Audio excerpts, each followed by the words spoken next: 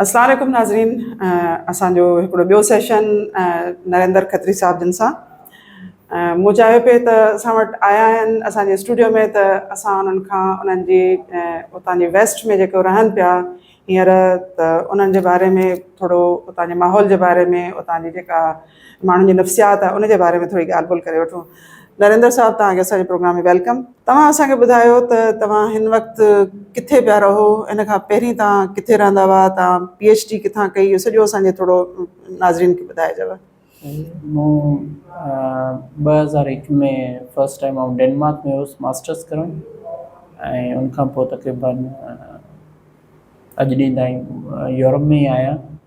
त Denmark, Sweden, Finland, Germany ऐं mostly in चइनि कंट्रीज़ में रहियो आहियां। ऐं अॼुकल्ह मां डेनमार्क में हिकिड़ी कंपनी में कमु कंदो आहियां ऐं रहाइश मुंहिंजी स्वीडन में आहे। त इहे सभु नेबर कंट्रीज़ आहिनि ऐं बीइंग ए यूरोपियन रेजिडेंट तव्हां हिकिड़े मुल्क में रही ॿिए मुल्क में कमु करे सघो था। अच्छा, वेरी गुड। इहा त मुंहिंजे ख़्याल में तमामु सुठी ॻाल्हि आहे त तव्हां रिहाइश हिकिड़ी जाइ ते हुजे, कमु तव्हां यूरोप जे कंहिं ॿिए हिसे में करे सघो था। अच्छा, मूंखे ॿुधायो त जंहिं एरिया में तव्हां रहो था, जंहिं जाइ ते तव्हां कमु कयो था, उतां जी जेका ॾींहुं राति जो जेको साइकिल आहे उहो कीअं आहे? छा आहे त इहे स्वीडन या फिनलैंड काफ़ी वॾा एरिया वाइज़ काफ़ी वॾा कंट्री आहिनि। They are near equator. जीअं तव्हां नॉर्थ साइड में वेंदो, जीअं मां ओलू जेको काफ़ी नॉर्थ में आहे, 65 डिग्री नॉर्थ में आहे एक्चुअली, त हुते समर में जेको जून आहे उते काफ़ी वॾा ॾींहं हूंदा हुआ। माना राति सॼो ॾींहुं रोशनी हूंदी, राति थींदी न हुई। इहो केतिरो अर्सो हलंदो आहे? एक्चुअली 21 जून खां माना जीअं लॉन्गेस्ट डे हूंदो आहे। सिमिलरली 21 दिसंबर और 22 दिसंबर जेको शॉर्टेस्ट डे हूंदो आहे। त जीअं साइकिल तव्हां उन तरफ़ वेंदा वेंदो त लॉन्ग खां पोइ शॉर्ट डेज़ थियणु शुरू थींदा। जॾहिं दिसंबर में हूंदा त तव्हांखे 10:30 बजे रोशनी ईंदी सुबुह जी, जंहिंखे प्रभात चऊं। अच्छा। ऐं 1:30 बजे खण वरी रोशनी ख़तमु थी वेंदी। त एतिरो ई अच्छा, इहो असीं चई सघूं था त 6 महीना ॾींहं 6 महीना राति, जेको फेरी टेल्स में जेको हिकिड़ी स्टोरीज़ में ॿुधायो वेंदो त शहज़ादी जेको आहे सो अहिड़े मुल्क में रहंदी या बादशाह हिकिड़े मुल्क में अहिड़े में रहंदो। आउं हुते रही आहियो, तव्हां हुते रहो पिया बल्कि। सो अच्छा, उन सॼी जेका मौसम आहे उन जो इंसान जी मतिलबु नफ़सियात ते या ज़हन ते या जिस्म ते कहिड़ो असरु थो पवे?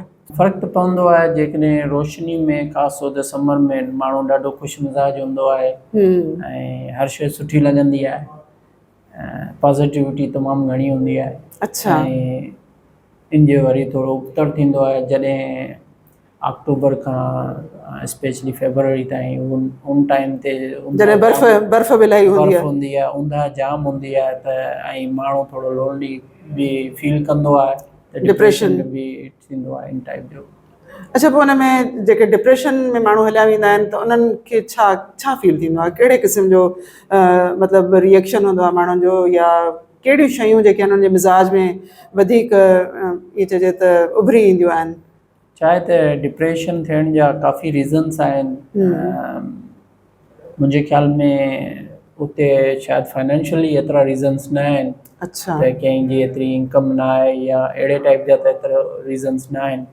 बट लोनलीनेस मां मक़सदु छा आहे त माण्हू थधि जे करे पंहिंजे घरनि ताईं महदूद थो रहिजी वञे, उहो बि आहे। बट मौसम जो पंहिंजो हिकिड़ो जीअं ऊंदहि जे करे नेचुरल हिकिड़ो प्रोसेस आहे। जहिड़े तव्हांखे वाइटामिन डी वठिणो आहे सप्लीमेंट, त वाइटामिन डी तव्हां न वठंदो त उहो फैक्टर वधीक स्ट्रॉन्ग थींदो। त अहिड़ा रीज़न्स आहिनि। अच्छा, मूं ॿुधो आहे त जेके थधा मुल्क हूंदा आहिनि या इन क़िस्म जा जेके इलाइक़ा आहिनि उन्हनि में स्पेशली माण्हुनि जे अंदरि हिकिड़ो रुझान जेको आहे उहो सुसाइड करण जो जेको रुझान आहे उहो वधी थो वञे। त छा तव्हां उते इन ॻाल्हि खे मतिलबु ऑब्ज़र्व कयो आहे त इन क़िस्म जा रुझान जेके आहिनि उहे उते सोसाइटी में तव्हांखे नज़र ईंदा हुजनि? यकीनन इहे रुझान आहिनि ऐं उन जे लाइ गवर्नमेंट या जेके NGOs आहिनि उन्हनि जा काफ़ी हेल्प लाइन्स आहिनि त जेकॾहिं कंहिं माण्हू खे अहिड़ी टाइप जो Rehabilitation जी। आहे त हू हुन सां कॉन्टेक्ट करे सघे थो त हुनखे सम्झाईंदा आहिनि हुनजो रिहेबिलिटेशन जो प्रोसेस आहे। पोइ उते माण्हू हिक ॿिए सां गॾिजी रहणु पसंदि कंदा आहिनि या हर को माण्हू पंहिंजी जॉब में बिज़ी हूंदो आहे जंहिंजे करे इहो सभु जेको आहे उन्हनि जे अंदरि हिकिड़ी डिप्रेशन वारी कैफ़ियत उहा जेका पैदा थिए थी या हिक ॿिए सां घटि उन्हनि जी इंटरेक्शन थिए थी या कम्यूनिटी पाण में मिले नथी। कहिड़ा रीज़न्स आहिनि जंहिंजे करे उहो हिकिड़ो ख़ासि टाइम अचे थो जंहिंमें डिप्रेशन जा जेके आहिनि से अटैक्स माण्हुनि खे वधीक था पवनि? नॉर्डिक साइड में इंडिविजुअलिज़म नंबर टॉप ते आहे। इंडिविजुअलिज़म माना जेको कमु माना कंदो तव्हां पाण ई कंदो। अच्छा। जीअं फॉर एग्ज़ाम्पल मां हींअर 10 किलो मूं वटि वज़न आहे, तव्हां जेकॾहिं मुंहिंजे भरिसां ईंदो त आउं तुंहिंजी हेल्प थो कयां खणंदा त मूंखे आउं चवंदुसि त आउं पाण ई खणंदुसि, तव्हांखे रोकी छॾंदुसि। त उन्हनि खे इहो शुरू खां ई सेखारियल आहे त जेको बि कमु आहे तव्हांखे पाण खे करिणो आहे। त हिकिड़ो स्टेज ईंदो आहे जॾहिं माण्हू में उहा शायदि एनर्जी या इमोशनल साइड ते या जॾहिं हू फील कंदो आहे त आउं ईअं नथो करे सघां त हू शायदि उन टाइम ते टुटी वेंदो आहे। पोइ उहे रीज़न्स पार्टनर या माना डिफरेंट टाइप्स जा थी सघनि था। अच्छा, इन सॼे जेका मतिलबु तव्हां हींअर सूरत हाल ॿुधाई जेका सिनेरियो तव्हां ॿुधायो उन में असीं जेकॾहिं पंहिंजे मुल्क खे असां नो डाउट के हिकिड़ो ग़रीब मुल्क आहियूं, असांजे मुल्क में इलाही सारियूं जेके आहिनि से ॿियूं ईअं चइजे त ख़राबु शयूं असांखे नज़र अचनि थियूं या असां वटि गुरबत आहे या असां वटि जेको आहे सो इदारनि जी सूरत हाल सही कोन्हे, पर वरी जेकॾहिं असां इन सोसाइटी जे वरी इन साइड खे ॾिसूं त असां गॾिजी रहूं था, हिक ॿिए जी मदद बि वठूं था, हिक ॿिए खे मदद ॾियण लाइ तयारु बि रहूं था। त उन वक़्त में जेकॾहिं तव्हां इहा साइड पाकिस्तानी सोसाइटी जी ॾिसो त उनखे तव्हां कीअं मतिलबु जेको आहे सो एक्सप्रेस कंदव? मुंहिंजे ख़्याल में जेकॾहिं छा चइजे जॉइंट फैमिली सिस्टम या हिकिड़ी वॾी सोसाइटी सिस्टम उन मां ज़ाहिरी ॻाल्हि आहे हिकिड़ो माण्हू खे सपोर्ट मिलंदी आहे त जॾहिं सपोर्ट हूंदी त उन सां माण्हू खे मोटिवेशन ईंदी ऐं शायदि उहे ख़्यालात उनखे न ईंदा। अच्छा, भला उते कानून लागू कंदड़ इदारा या पुलिस उहा उन जो किरदारु कहिड़ो आहे, उते क्राइम रेट जेको आहे उहो केतिरो आहे, उन जे बारे में असांखे थोरो ॿुधायो त जीअं असां अंदाज़ो पहिरीं मूंखे ॿुधायो त उते पॉपुलेशन केतिरी आहे, जो पॉपुलेशन ख़बर हुजे त असांखे त क्राइम रेट केतिरो हूंदो? नंढा मुल्क आहिनि, फिनलैंड 5.5 मिलियन माना 55 लख आबादी आहे, शायदि हैदराबाद शहर जेतिरी हूंदी, हैदराबाद खां मूंखे लॻे थो घटि हूंदी। स्वीडन में जेको आहे अराउंड 12 मिलियन आहे, 11 to 12 मिलियन आहे। त इहे मुल्क नंढा आहिनि। फिनलैंड में एक्चुअली सभ खां वधीक जेको माण्हू ट्रस्ट कनि था उहो पुलिस ते कनि था। अच्छा। छो त पुलिस जो कॉन्सेप्ट हिकु ख़िदमत वारो इदारो आहे जेको तव्हांजी हिफ़ाज़त ऐं तव्हांजी ख़िदमत करे थो। जेकॾहिं आउं रोड ते वञा पियो, पहिरीं ॻाल्हि त पुलिस नज़र ई न ईंदी, जेकॾहिं अचे थी ऐं आउं भटकी वियो आहियां त आउं पुलिस खे मदद घुरियां थो त हू यकीनन मूंखे गाइड कंदा त पुलिस पहुची वेंदी। अच्छा, कॾहिं तव्हांजो ईअं थियो आहे त तव्हांखे कॾहिं पुलिस जी ज़रूरत पई हुजे ऐं पुलिस मतिलबु न पहुती हुजे या पुलिस सां तव्हांजी जेकी पाकिस्तान में जीअं माण्हुनि जो हिकिड़ो तालुक़ु आहे त पुलिस हमेशह असांखे लुटींदी आहे न, असांखे पुलिस ते को ट्रस्ट कोन्हे, जिथे असां पुलिस खे ॾिसंदा आहियूं उते असीं परेशान थी वेंदा आहियूं, पर उते जो माण्हू जेको आहे उते उन जी सूरत हाल जेका आहे उहा बिल्कुलु तव्हां चओ था त डिफरेंट आहे। तव्हां कॾहिं पुलिस खां का मदद वरिती आहे उते? पुलिस जो किरदारु जेको आहे उते डिफाइन थियल आहे ऐं हू पंहिंजे उन किरदार तहत कमु कंदी आहे ऐं माण्हुनि खे बि ख़बर आहे त पुलिस मां हू छा एक्सपेक्ट करे सघनि था, त हर को इदारो पंहिंजे लिमिट में कमु कंदो आहे, तंहिं करे को मसइलो न आहे। ऐं जीअं मां तव्हांखे एग्ज़ाम्पल ॾिनमि त यकीनन पुलिस तव्हांजी हेल्प कंदी। अच्छा, उतां जो जेको तालीमी निज़ाम आहे उन में ॿारनि खे शुरू खां वठी ईअं चऊं त मॉन्टेसरी खां वठी कहिड़ी तरबियत ॾिनी थी वञे जो उहो ॿारु जेको आहे हिकिड़ो सुठो शहरी थो बणिजे?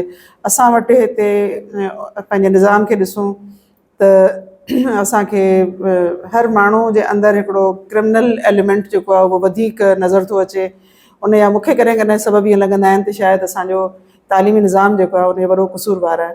त उते कहिड़ो तालीमी निज़ाम आहे ॿारनि जे लाइ, छा अहिड़ी का ख़ासि तरबियत ॾिनी थी वञे जो उते हर शहरी जेको आहे उहो एतिरो ज़िम्मेदार शहरी जेको आहे बणिजी थो वञे? हाँ, उनजा काफ़ी सबब आहिनि। जीअं मां तव्हांखे ॿुधायो, स्पेशली नॉर्डिक साइड ते जेको आहे इंडिविजुअलिज़म उन्हनि खां शुरू खां पहिरें ॾींहं खां सेखारी थी वञे त जेको बि कमु आहे, चाहे छोटी छोटी कमु आहे, उहो तव्हांजो कमु तव्हांखे पाण ई करिणो आहे। त उहो माण्हू यूज़ टू थी वञे थो त उहो एक्सपेक्टेशन कोन थो रखे उनखे त उहो मुंहिंजो कमु आहे, मूंखे ई करिणो आहे। त इन कल्चर जे करे उहो माण्हू उते तमामु करप्शन उते मतिलबु पंहिंजो माण्हू उतां जो माण्हू करप्शन में इन्वॉल्व छो नथो थिए? करप्शन थियण जा जेके रीज़न्स आहिनि, जेकॾहिं उहो रीज़न तव्हां ख़तमु कयो त करप्शन छो थींदी? अच्छा, कहिड़ा रीज़न्स हूंदा आहिनि?